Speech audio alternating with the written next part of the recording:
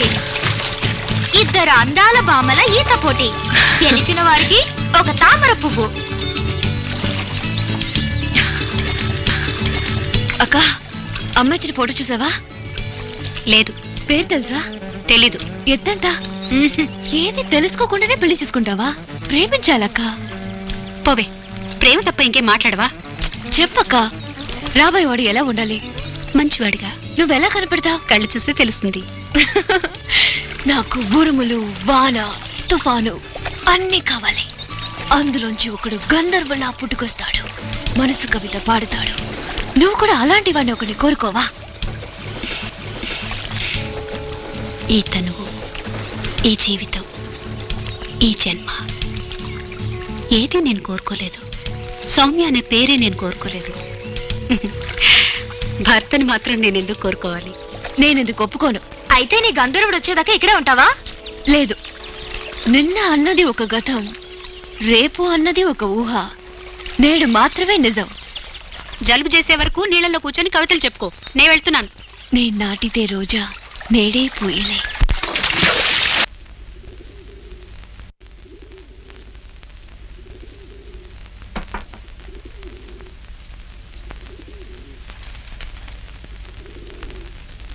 జాతకంలో దోషమైతే పర్వాలేదు, పరిహారం చేసుకుందామనే వచ్చాం.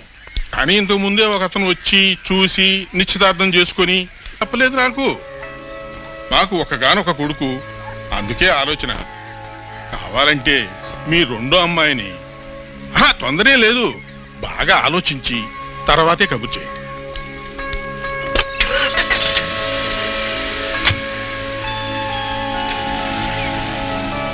చెప్పుండాల్సింది. దాచిపెట్టి ప్రయోజనం ఏంటి? కాఫీ ఇచ్చి ఇచ్చి అక్క చేతులు కాయలు కాచాయి. గుమ్మానికి నోటీస్ అంటిస్తాను. నా కూతురు దురదృష్టవంతురాలు, దాన్ని ఎవరైనా పెళ్లి చేసుకోవడానికి రండని. అన్నీ తెలిసి ఇలా మాట్లాడుకు మేను. నేనెలా చెప్పను? ఇంతకు ముందు తాంబూలాలు పుచ్చుకుని అమెరికాకు వెళ్లిన పెళ్లి కొడుకు ఐసు పెట్ల సవల్లా తిరిగి వచ్చాడని. తెల్ల దొరసని నర్స్ ఫోటో అతని పాకెట్ లో ఉంది. దాని వల్లే అతను సూసైడ్ చేసుకున్నాడు. ఆ సంగతి చెప్పే. అతని సావుకి అక్కకి ఏ సంబంధము లేదు. తను నవ్వుతూ మాట్లాడి ఎన్ని రోజులైంది? ఎందుకు ఎందుకు ప్రతిసారి అక్క మనసు గాయపరుస్తావు? అవును, అన్నిటికీ నేనే కారణం. నాన్న, నువ్వొకడివి. ఏమిటి నాన్న నీ గొడవ? ఆ పెట్లో ఏదో ఉంది, తెరిచి చూస్తే తెలుసు. ఏం లేదు, హార్లిక్స్ అడుగుతున్నాడు. ఇవ్వమ్మా.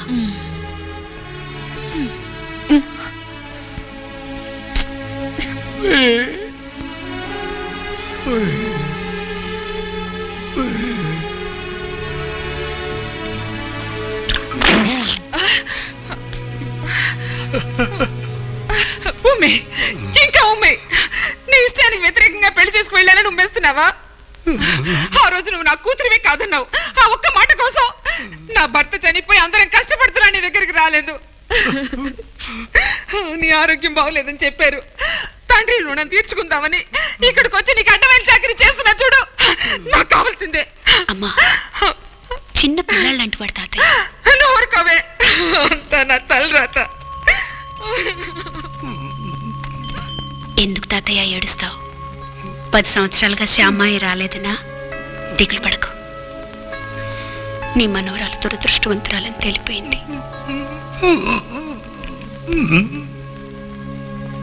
ఖచ్చితంగా ఇక నాకు పెళ్లి కాదు. ఎప్పటికీ నీతోనే ఉంటాను. ప్రపంచంలో అందరూ గుడ్ మార్నింగ్ అంటూ లేస్తారు. నువ్వేమో చస్తాను లేస్తావు. ఏంటో అయ్యా, మన ఊళ్ళో వైద్య సదుపాయం లేదయ్యా. వెంటనే అంబులెన్స్ ఫోన్ చేయండి అయ్యా. హార్ట్ అటాక్ అయినా అయ్యొచ్చయ్యా. నోర్మీరా, మా అమ్మకి ఏ అటాక్ వస్తుందో నాకు తెలీదా? ఇప్పుడు చూడు, చూసావా? పెళ్ళనే వార్త గాని భజంత్రుల శబ్దం గాని వింటే చాలు, ఎంత మైకంలో ఉన్నా మా అమ్మ టక్కున లేచి కూర్చుంటది. అర్థమైందా? ఎక్కడ పిల్లాడు కనపడలేదు. తొందర ఎక్కువలే అమ్మా, పెళ్లికి ముందే హనీమూన్కి వెళ్ళిపోయారు. మరి ఈ కాలం పిల్ల ఫాస్ట్ కదా. ఇంతకేంటి, నువ్వు పెళ్లి చూడాలి అంతే కదా? కాసులు పేరు వేసుకో. నన్ను చేసుకునేవాడు ఇక్కడికి రావాలి. అవును, నిన్ను వెతుక్కుంటూ నీ ముందుకు వస్తాడు. మా అమ్మని వదిలి నేను వెళ్ళను. ఈసారేం దాచిపెట్టలేదుగా. చెప్పాల్సిందంతా చెప్పాను. ఇంతకు ముందు ఒకతను వచ్చి పిల్లని చూసెళ్ళాడు, వెళ్ళిన వాడి శవంగా తిరిగి వచ్చాడు, అతని పాకెట్లో నర్సు ఫోటో ఉందని అంతా చెప్పాను. నువ్వు ఊరుకో.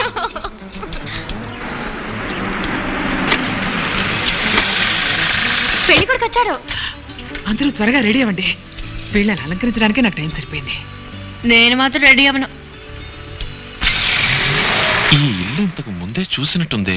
అది పోయిన జన్మలో నువ్వోడివి. వెళ్ళి నీ లవ్ స్టోరీ చెప్పి ఒప్పించి పర్మిషన్ తీసురా. మిగతా నేను చూసుకుంటాను. వెళ్ళు. కమలా, మీను, బెల్లు కొడుతున్నారుగా, ఎవరైనా వెళ్ళి తలుతారండి.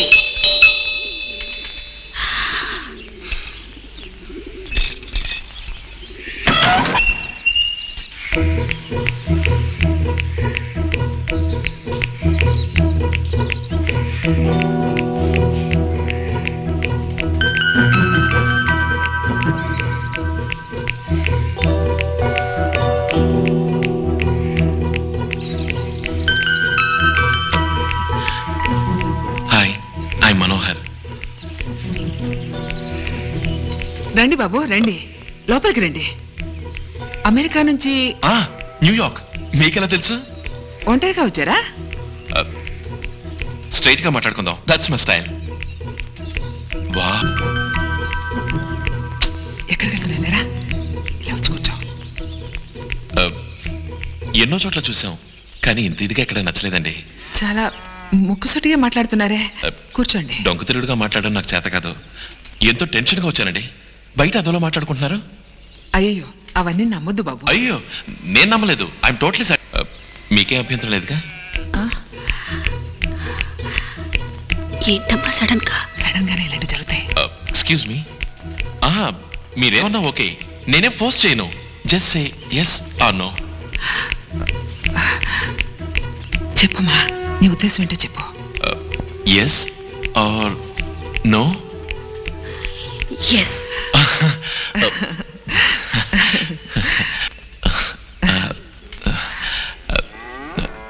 అమౌంట్ ఎంతో చెప్పారంటే? అమౌంట్ అమ్మా, డబ్బులకైతే నేను ఒప్పుకోను. ఏమిటా? అది కాదమ్మా. నువ్వు ఊరుకో అని నేను మాట్లాడతానుగా. మీరేమనుకుంటున్నారో? మీరెంత చెప్తే ఆ మాటే చెప్తాను.